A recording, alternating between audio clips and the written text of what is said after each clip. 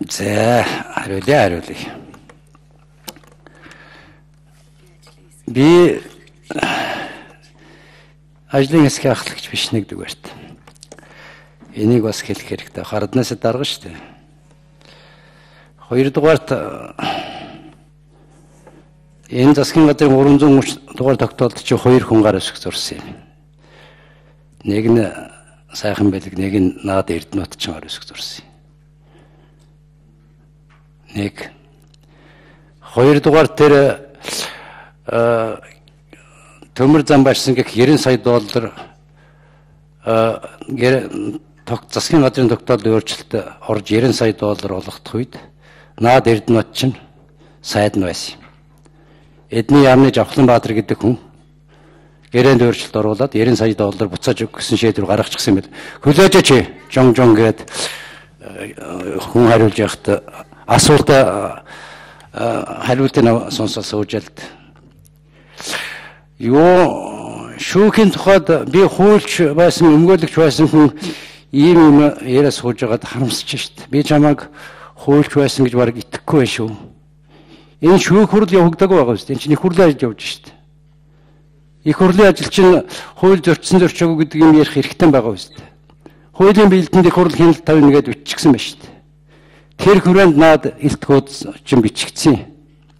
Ялын тогтоол шиг болчлоо гэж ярьцгаагаад байна. Тийм байж магадгүй. Үйлдэл нь тийм чи яах юм? Зөв гэх юм.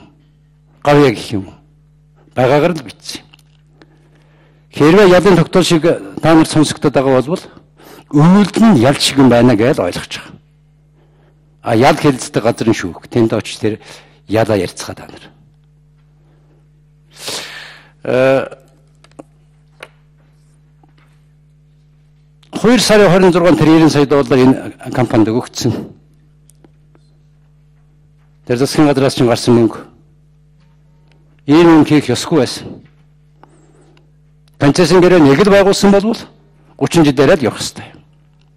Цаашдаа ингээд худлаа ганцхан гэрээ байгуулчихад хойноос мөнгөний хөөж усаас өгөөд авах юм бол яаж юм чи явах юм? Энийг л ярьж байгаа.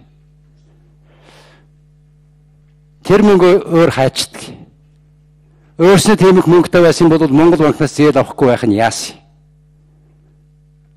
Яахлаараа заавал худалдаа хөгжлийн банкнд дийлэр байсан зол жаргалаар нууц тушаалаар 360 тэрбум төгрөг гаргуулж авдаг үлээ.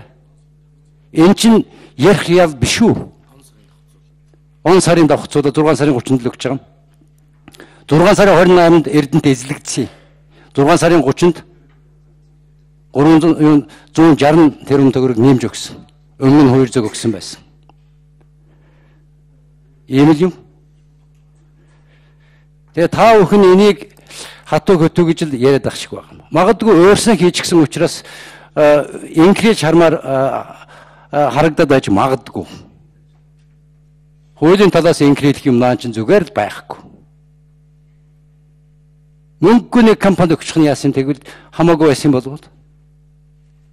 Дандаа танил тал албан тушаал сүлжээ муу юмнууд л явж байгаа шүү дээ.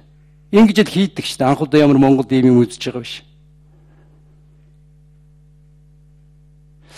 Би тэгээд зүгээр нэг юм дотроо гайхал байгаа юм. Энэ өмнөх засгийн сайхан бэлгийн засгийн газрын гишүүд энэ асуудлыг хэлцэхэд ирэн байх ёстой мөгүй юу? Ёстой сонир.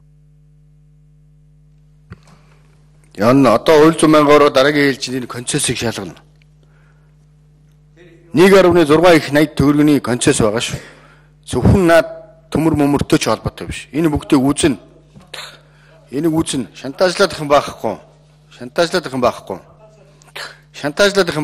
Чанга дуурснаас ч айх юм ерөөсөө энд байхгүй. Би энд хууль ном ярьж гин тэгвэл. Хууль ном ярьж гин.